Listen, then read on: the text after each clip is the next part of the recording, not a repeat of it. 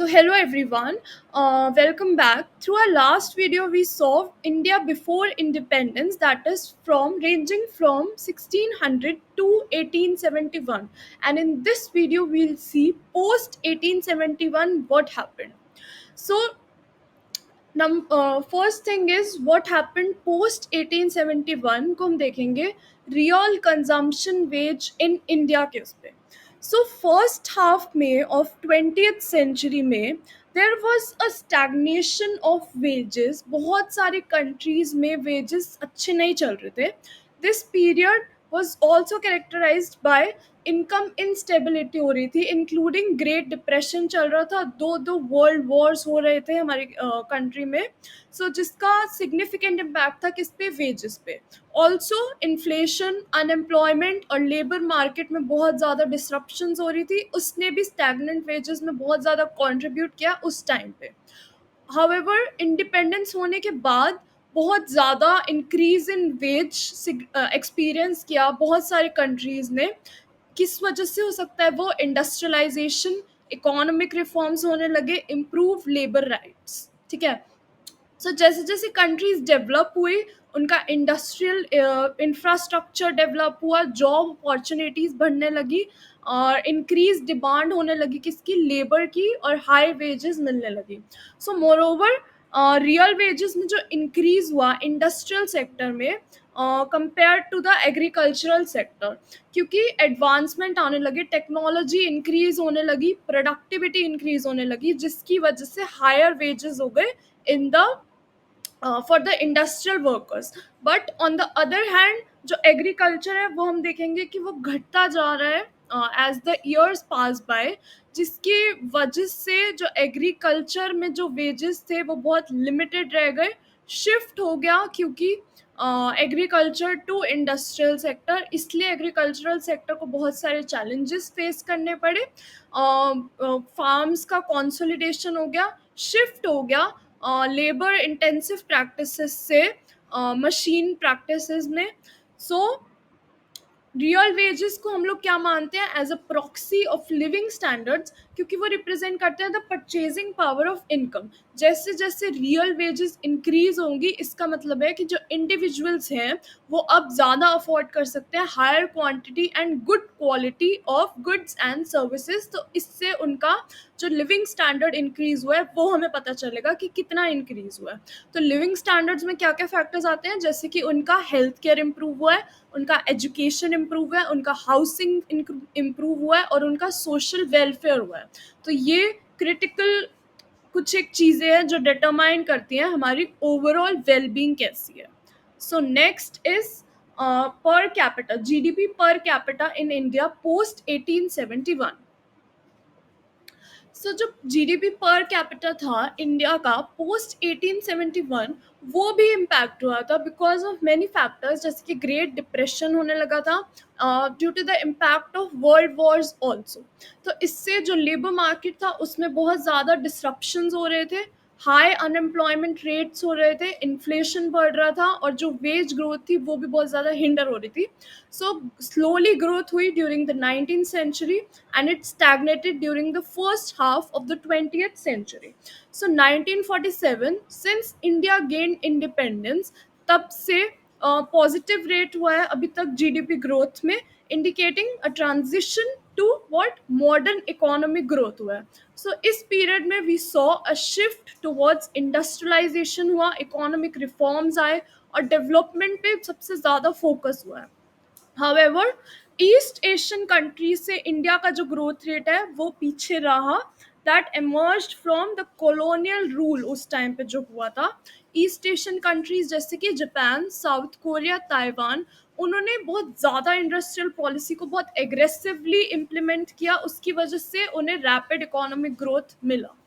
Also the early 1980s में there was a pro-business shift in India's industrial policy that was highlighted by two main scholars, that were Roderick and Subramaniam in 2005.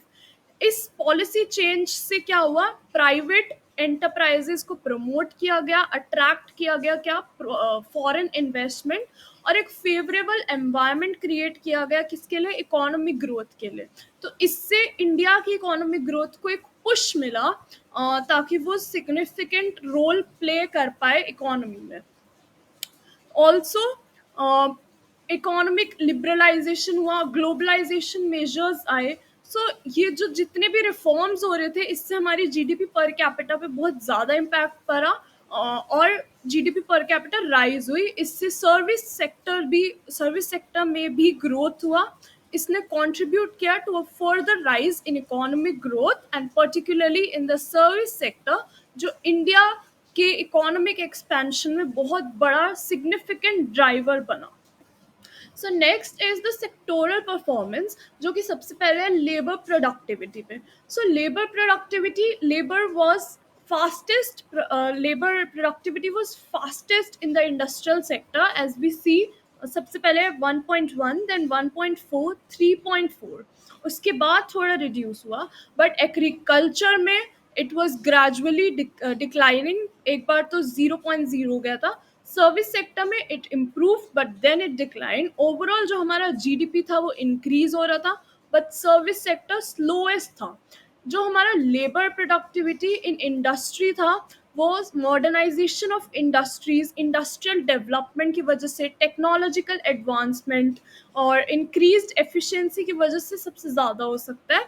On the other hand slower था वो service sector में, despite modernization हो रहा था of the transport network. और service sector जिसमें क्या आता है, ट्रेड, फाइनेंस, उसमें बहुत ज़्यादा चैलेंजेस आ रहे थे हमें न्यू टेक्नोलॉजी और प्रैक्टिसेस को अडॉप्ट करने से। इसलिए भी लिमिटेड प्रोडक्टिविटी ग्रोथ हो सकती है in service sector compare to the industrial sector. But as we move into the 20th century, labor productivity was held back by stagnation in the agricultural sector. उसके बाद agriculture जो था moving in 20th century में, वो एक significant contributor बना to the economic growth at that point of time, जिसने limited technological advancement देखे एंड लो प्रोडक्टिविटी ग्रोथ देखी। So next is the labor productivity of India and UK. Comparison हुआ है post 1871, particularly of agriculture. So during the period of 1871, 1873 to 1970 and 1971, उसमें जो agriculture process था वो बहुत ज़्यादा स्लो डाउन हो गया।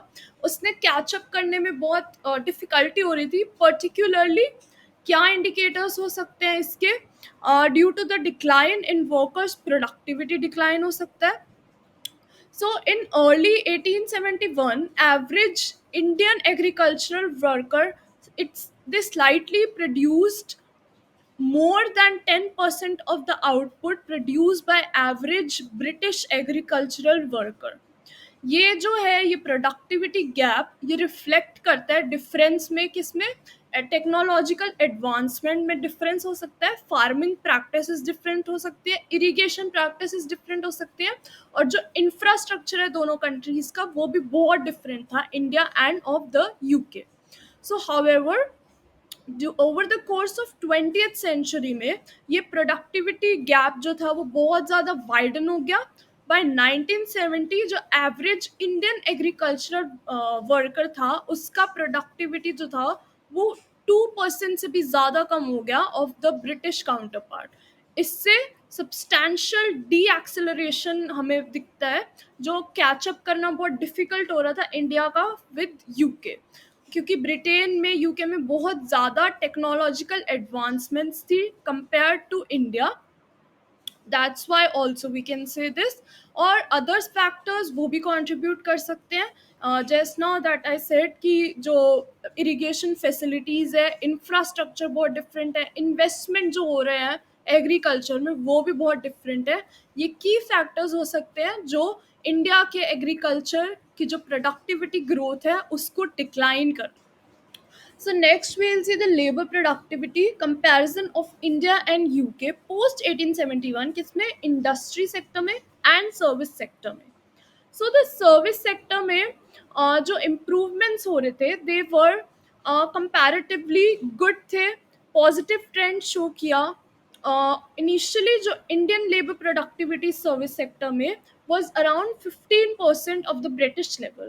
However, ये जो फिगर थी वो ग्रेजुअली इंक्रीज हुई to approximately 30% over the years, जिसने सेम प्रोग्रेस नैरो डाउन किया in the productivity gap. So trajectory of improvement जो सर्विस सेक्टर में हुआ था, हाउएवर वो इंटरप्ट हुआ by disruptions surrounding the India's independence. So जो चेंजेस आए थे पॉलिटिकल सिस्टम में, सोशली एंड इकोनॉमिक चेंजेस जो आए थे during the period of independence, वो एक सिग्निफिकेंट डिसरप्शन बना across all the sectors of the economy including the service sector. तो इसकी वजह से ऑब्वियसली सारे सेक्टर्स अफेक्ट हुए थे, द एग्रीकल्चर, द इंडस्ट्री और सर्विस सेक्टर. तीनों सेक्टर्स बहुत ज़्यादा इन्फ्लुएंस हुए थे. उस टाइम पे जो ह्यूमन कैपिटल था वो भी अफेक्ट हुआ था, टेक्नोलॉजिकल एडवांसमेंट्स भी बहुत ज़्यादा अफेक्ट होने लगे थे उस टाइम पे. बट ओवरऑल जो ग्रोथ थी वो अच्छी थी. They catched up with more advanced economies जो वो पहले कर रहे थे उससे ज़्यादा. So next is all about the agricultural sector. So जिसने held back किया अपना growth process post 1871. So yes, this is correct in stating that agriculture जो था historically बहुत ज़्यादा सबसे ज़्यादा dominating sector था. सबसे ज़्यादा एम्प्लॉयमेंट जो थी वो एग्रीकल्चरल सेक्टर में थी. Through out various periods agriculture ने कंसिस्टेंटली एम्प्लॉय किया है हमारा significant share of labour force. The share of labour force जो एंगेज थी एग्रीकल्चर में has ranged from around 75% to 65% different time periods में. सो इसका मतलब है कि जो हमारा एग्रीकल्चर सेक्टर है वो बहुत ज़्यादा डोमिनेंट रहा है एम्प्लॉयमेंट अपॉर्चुनिटीज़ देने में, in providing the livelihood for largest population हमारे इंडिया की. However, despite its high employment share, जो एग्रीकल्चर सेक्टर है उसने बहुत ज़्यादा चैलेंजेस भी फेस करे हैं in terms of the productivity performance. इस सेक्टर की प्रोडक्टिविटी अदर सेक्टर्स से बहुत ज़्यादा अफेक्ट हुई है और पुअर होती चली गई है ओवर द ईयर्स. तो इसका बहुत ज़्यादा इम्पैक्ट हुआ है हमारी प्रोडक्टिविटी परफॉर्मेंस में of the Indian economy during the mentioned period. Low productivity होने के बहुत ज़्यादा अलग अलग फैक्टर्स हो सकते हैं. For example traditional farming practices थी, लिमिटेड एक्सेस था किसको, मॉडर्न टेक्नोलॉजी पे, इनएडिक्वेट इंफ्रास्ट्रक्चर था हमारे पास एग्रीकल्चर को लेके, एंड लैक ऑफ इन्वेस्टमेंट भी थी हमारे पास. ओवरऑल जो था वो बहुत अच्छा चल रहा था, बट स्टिल एक पॉइंट ऑफ टाइम पे वो डिक्लाइन होने लगा क्योंकि हमने एग्रीकल्चर पे ज़्यादा ध्यान नहीं दिया और सबसे ज़्यादा शिफ्ट जो हो रहा था वो एग्रीकल्चर से इंडस्ट्री पे एंड सर्विस सेक्टर पे शिफ्ट होता जा रहा था. बट जो शेयर था एग्रीकल्चर सेक्टर का ओवर द टाइम वो डिक्लाइन होता जा रहा था और ये स्ट्रक्चरल शिफ्ट बोलते हैं, ऐसे स्ट्रक्चरल ट्रांसफॉर्मेशन होता जा रहा था. बट ओवरऑल जो प्रोडक्टिविटी बाद में उसकी इम्प्रूव करी गई, एफर्ट्स करे गए to boost the economical productivity, जैसे कि ग्रीन रेवोल्यूशन लाया गया, सब्सिक्वेंट एग्रीकल्चरल रिफॉर्म्स लाए गए जिसने चैलेंजेस जो आ रहे थे उसको इम्प्रूव किया, उसे एड्रेस किया और हमारी जो सेक्टर की एग्रीकल्चरल सेक्टर की परफॉर्मेंस थी उससे भी इंक्रीज करने का ट्राई किया. So next is the sectoral performance in India. So sectoral change जो structural change था वो different countries में अलग अलग पैटर्न से हुआ था. जैसे कि इन कंट्रीज लाइक ब्रिटेन और यूरोप उसमें इंडस्ट्रियलाइजेशन हुआ था. जो एग्रीकल्चरल सेक्टर था उसमें सिग्निफिकेंट डिक्लाइन हुआ और राइज हुआ किसमें, इंडस्ट्रीज में. इसको हम बोलते हैं मैन्युफैक्चरिंग लेड डेवलपमेंट प्रोसेस, जिसमें इंडस्ट्रियल सेक्टर बहुत ज़्यादा सिग्निफिकेंट रोल प्ले करती है इकोनॉमिक ग्रोथ को बढ़ाने में और एम्प्लॉयमेंट जनरेशन करती है. वेयर एज जो एग्रीकल्चर सेक्टर है वो धीरे धीरे डिक्लाइन करने लगता है. ऑल्सो सिमिलरली जो चाइना और अदर एशियन कंट्रीज थी उसमें भी सिग्निफिकेंट शिफ्ट हुआ from agriculture to the industrial sector, जिसमें मैन्युफैक्चरिंग ने बहुत क्रूशियल रोल प्ले किया इन देयर इकोनॉमिक डेवलपमेंट. तो इनमें सेम था. But however in the case of India जो पैटर्न था हमारा एक स्ट्रक्चरल चेंज का, स्ट्रक्चरल ट्रांसफॉर्मेशन का, वो बहुत डिफरेंट था. हमारे इंडिया के केस में जो एग्रीकल्चरल सेक्टर था उसने सिग्निफिकेंट डिक्लाइन किया सिंस 1970, बट इंडस्ट्रियल सेक्टर ने कभी लार्जेस्ट शेयर गेन नहीं किया टोटल एम्प्लॉयमेंट में। Instead of the industrial sector हमारा सर्विस सेक्टर ग्रो होने लगा, उसने डोमिनेंट सेक्टर वो बन गया in terms of the employment.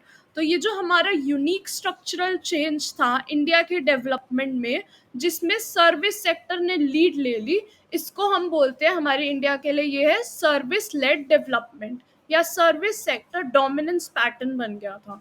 इसने बहुत ज़्यादा वाइड रेंज ऑफ एक्टिविटीज़ आती हैं, जैसे कि ट्रेड, फाइनेंस में, हेल्थ केयर में, एजुकेशन में, हॉस्पिटैलिटी में, टेलीकम्युनिकेशन में इंक्रीज हुई, हमारी आईटी सेक्टर में ग्रोथ हुई, बीपीओ सर्विसेज में बहुत ज़्यादा डोमिनेंट हो गया ये, फाइनेंशियल सेक्टर हमारा इम्प्रूव होने लग गया। There was a rise of retail और हॉस्पिटैलिटी इंडस्ट्रीज। तो जो हमारा सर्विस सेक्टर था उस समय उसने डोमिनेट कर दिया rather than the industrial sector. So it sets apart from the patterns जो अदर कंट्रीज में हमने देखे, ऑब्जर्व किए, जिसमें इंडस्ट्रियल सेक्टर ने पहले डोमिनेट किया फिर सर्विस सेक्टर आया।